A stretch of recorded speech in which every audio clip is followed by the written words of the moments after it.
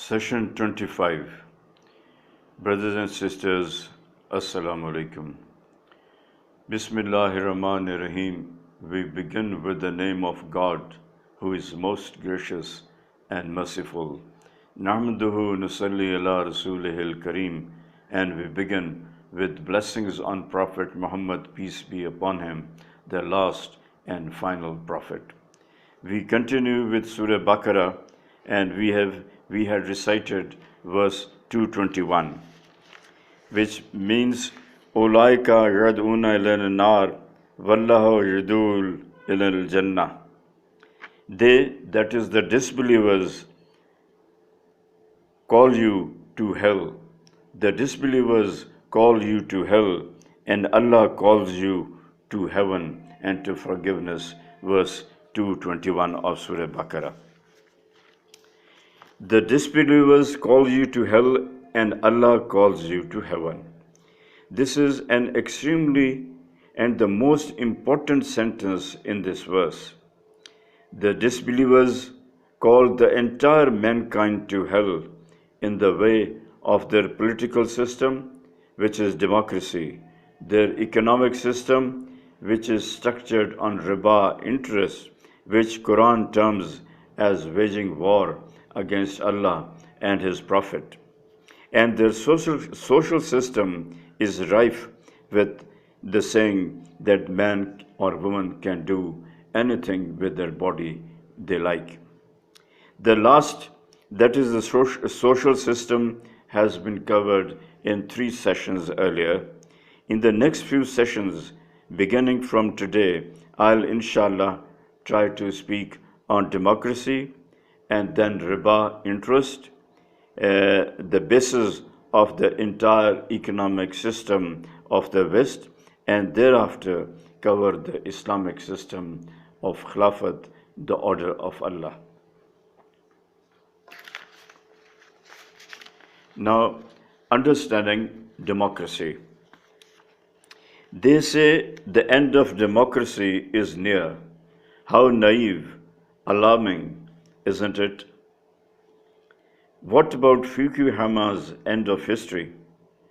The ruling ideology of the world, democracy, yes, it's an ideology, all right, should come to an end, appears quite questionable. Anyway, let's begin ab initio with the definition of democracy, first to proceed further. The term democracy is derived from the Greek word demos, that is people, and the word kratos, meaning authority, that is authority of the people. It is generally understood as preeminently a manner of governing and being governed. Democracy has been defined in 101 ways, and the most popular definition in USA after that of Abraham Lincoln is of E.B. White. Democracy is the recurrent suspicion that more than half the people are right more than half the time. I repeat, democracy, he says, is the recurrent suspicion that more than half the people are right more than half the time. Abraham Lincoln said, it is a system of government of the people, for the people, and by the people. As indicated by the word, democracy originated in the Greek city-states. The Greeks believed in different gods for almost everything of consequence. For example, the god of life, the god of death, marriage, health, rainfall, love, disease, and famine, etc. As per Greek mythology, no god interfered in the working of the other. So the Greek people prevailed over the king of that time, that is Caesar, that if God had delegated his powers to different subordinate gods, king wasn't superior to God. So the kings were forced to delegate their powers, and thus a type of democracy came into existence.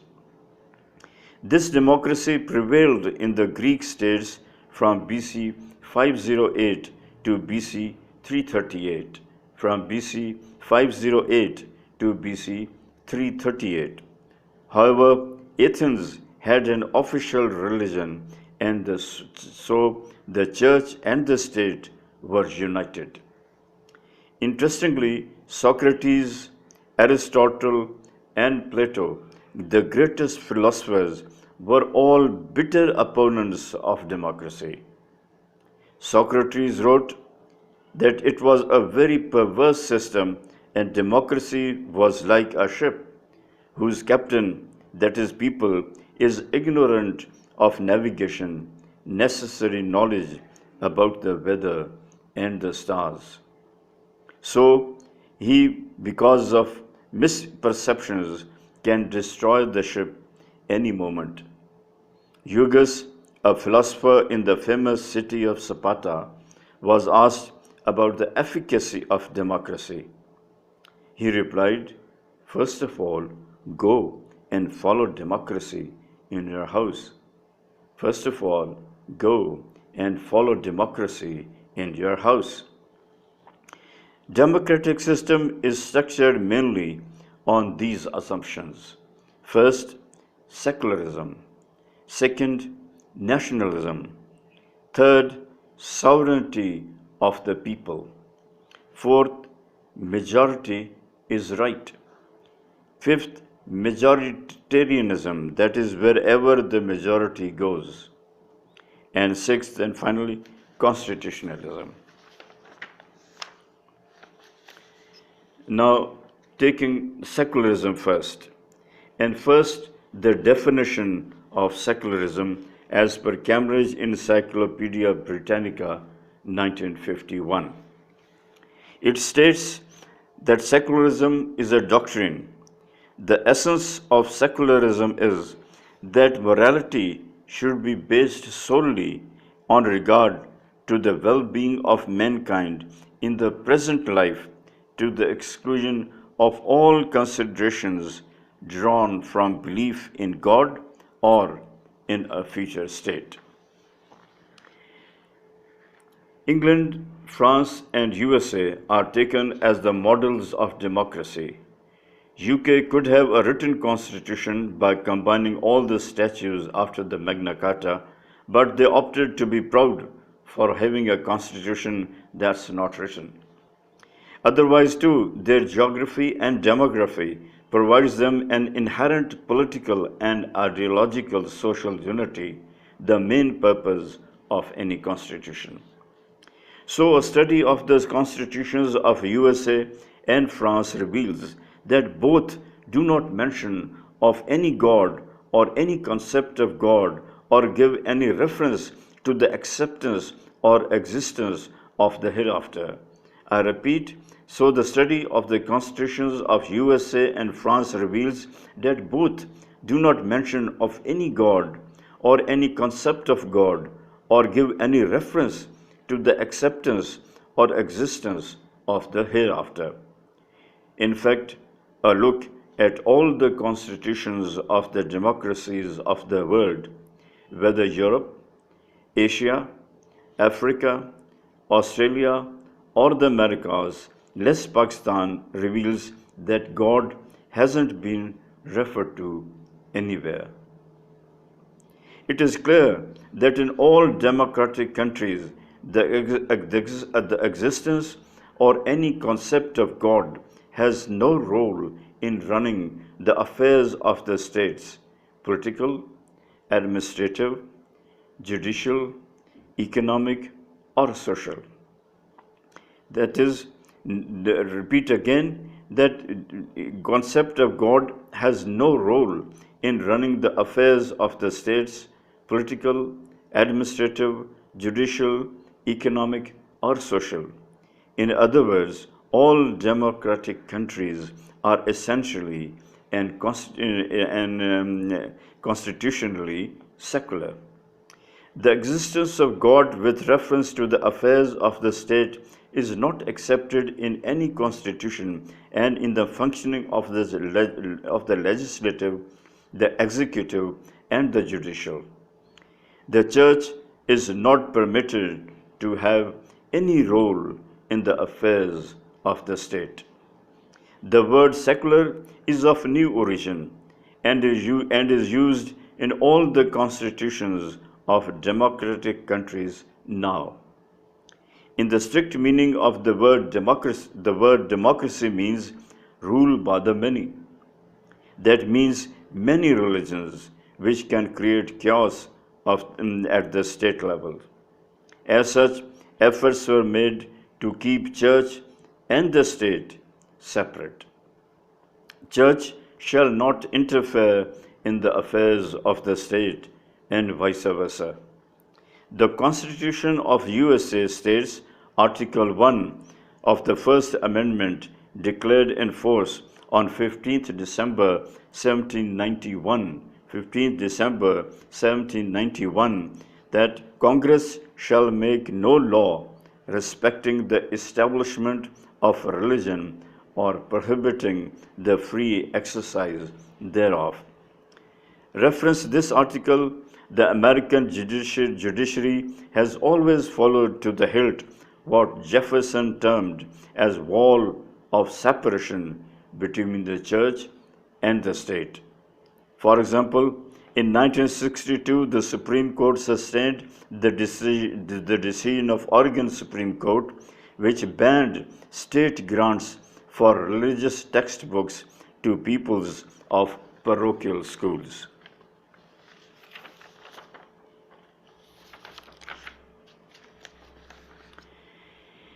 The line between Caesar and God has always remained a matter of dispute, discomfort, and frustration for the people in the West. It's not easy to reconcile the imperatives of both political unity through secularism versus religion. Deep religious convictions demand more than verbal expressions and ceremonial practice. They urge the believer to act on them. A faith that doesn't inspire action is scarcely a faith at all. Religious people want truth to be manifested, followed in the entire society.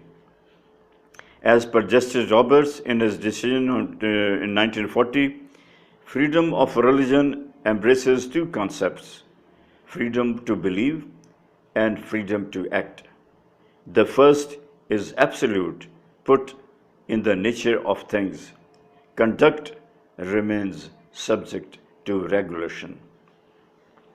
Deciding what belongs to the Caesar and what to God is a difficult, seemingly endless process, except in Islam, where nothing belongs to Caesar, everything belongs to Allah. Except in Islam, where nothing belongs to Caesar, everything belongs to Allah.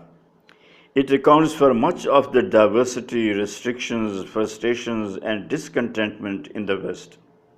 Supreme Court rulings notwithstanding, there must have been certain compulsions that President Bush allocated $40 billion in years 2006-2007 from public money for the upkeep and other expenditures of the churches in USA.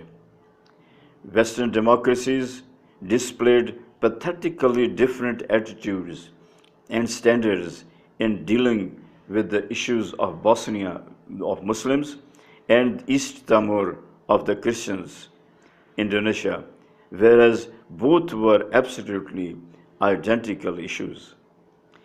Democratic government in Algeria wouldn't have been thwarted through a military coup sponsored by CIA, nor the elected government of Palestine traduced if they were Christians or secular. State shall not interfere in any matters of the religions, nor shall any religion be permitted to interfere in the affairs of the state. The state shall be run on the principles of secularism. The Article 2 of the Fifth Republic of France, adopted by the referendum of September 28, 1958, reads, France is a republic, indivisible, secular, democratic, and social. Thus, we see that democracy is a secular ideology and a system in which man has been made and kept as the sovereign, and secularism has been established and ordered and enforced constitutionally and given a permanent security, whereas all religions have been encapsulated and turned merely into rituals. The democratic states may denounce religious influence in running the states, but man, however secular he may claim to be, cannot divest himself from the compulsions of the soul. Today, religious themed products in stationery and books are being sold with success in USA. And now a foot-high plastic Jesus doll that quotes scriptures and a 3-inch Daniel in the lion's den are about to compete with Barbie and Bratz in the toys. The toys are based on stories from Bible. There are 12-inch Peter and Paul messenger of faith dolls that recite scriptures when a button is pressed. There was no action of the judiciary when these toys were displayed in France. Marketed in France, where the Article 2 of the Constitution reads, France is a republic, indivisible, secular, democratic. This is applied with greater gusto, ferocity on the Muslims only.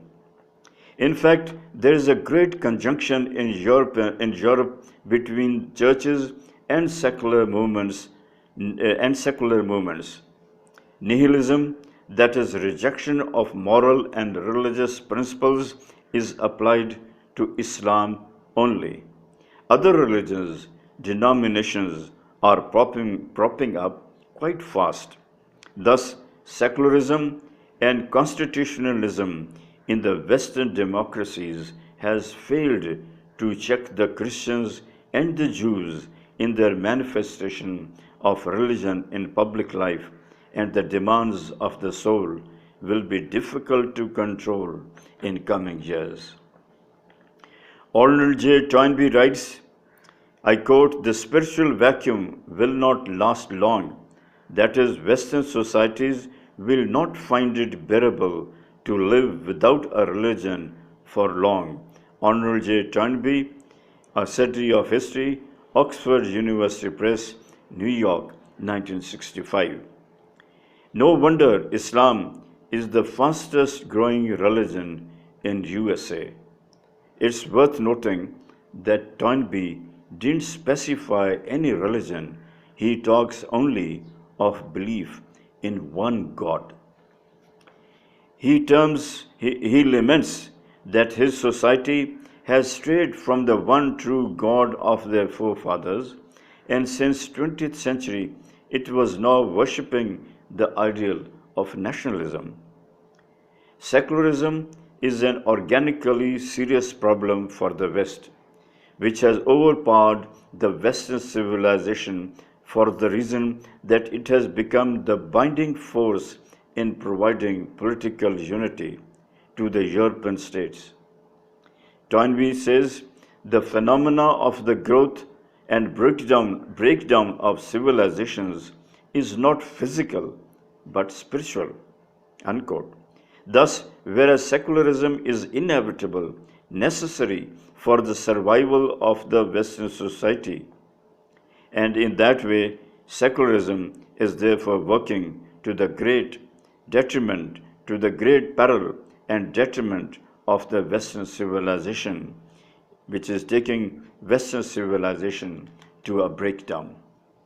Toynbee, again, The plane on which the spiritual battle is to be fought is neither military, nor social, nor economic, nor intellectual. The critical questions and problems confronting man are all religious. Toynbee holds that it is the absence of true religion, spiritual vacuum, that leads to the breakdown and eventual disintegration and death of any civilization. And the Western man exists with a spiritual vacuum today. We thus see that the assumption of secularism, which constitutes democracy, is the basic element of democracy, is preparing a deathbed for the Western civilization, like the hemlock Socrates took on the decision of the majority. Therefore, 1. In case democracy, secularism is kept thriving in the West, the Western civilization will suffer a breakdown, disintegrate, come to an end, and join the graveyard of 16 previous civilizations which are extant and exist no more. In contradistinction, if the Western man rebels against democracy, that is secularism, and opts for a religion, whatever it may be, it will lead to the end of democracy and political disintegration of the democratic countries. 3. It involves certain polemics, but a possibility exists that the ideological conflict between the secularism, democracy, and spiritualism, religion, may become so protracted, inextricably intense, and overstretched that when the final rounds are fought, both may be so tired that they may countervail and take each other to death as two gladiators. In other words, the West may eventually end up with the end of democracy, that is, political disintegration, as well as the disintegration of the Western civilization. In the words of Shakespeare, like two spent swimmers who cling to each other and choke their art to death. In the words of Shakespeare, like two spent swimmers who cling to each other and choke their art to death. तुम्हारी तहजीब अपने खंजर से आप ही खुदकशी करेगी. तुम्हारी तहजीब अपने खंजर से आप ही खुदकशी करेगी. जो शाखे नाजुक पे आशियाना बनेगा नापायदार होगा. इकबाल रहमतुल्लाह अलैह. Translation: paradoxically, your society will kill itself with its own knife. A nest on a fragile offshoot has a short life. 4. Another possibility, as per Toynbee, the Western civilization may be tempted to seize upon a collective humanity as an alternative object of idealization, a religion of humanity. But he says the worship of collective humanity was tried by the Hellenic society 2000 years earlier too. 2000 years earlier too, embodied in the cults of Dia Roma and Divus Caesar. However, it couldn't sustain the onslaught of Christianity.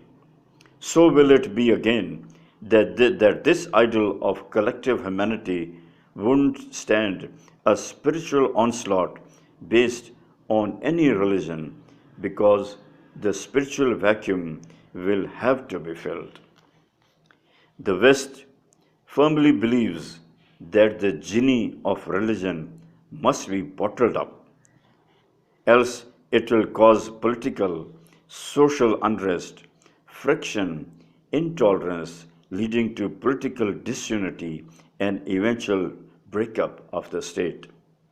The legislators, the executive, and the judiciary provide a constant effective oxygen mask with great expertise, efficiency, and ruthlessness to sustain secularism for the integrity of the state, that is the highest ideal. The law books in all Western democracies contain innumerable decisions of the courts in which the judiciary allowed manifestation of religious values to sustain secularism. The war of the scarves first, and now the pulling down of hijabs of Muslim women in France, that is in May 2007, earlier, and gained wider coverage. These gained wider coverage. Tracing the events of the last 2 decades, one sees, however, that secularism has violated its own principle of respecting all beliefs and has gradually become anti-religionism. This anti-religionism is most probably a response, a reaction to the cracks, cleavages that have appeared in the walls of secularism, which, if not repaired with ruthless efficiency, could extend to the very foundation of the fortress of democracy. Secularism is the fulcrum, the center of gravity of democracy. Being insensible or insensitive in guarding the frontiers of secularism or displaying apathy, lack of interest, or emotion for secular principles is inviting the end of democracy, that is, political disintegration of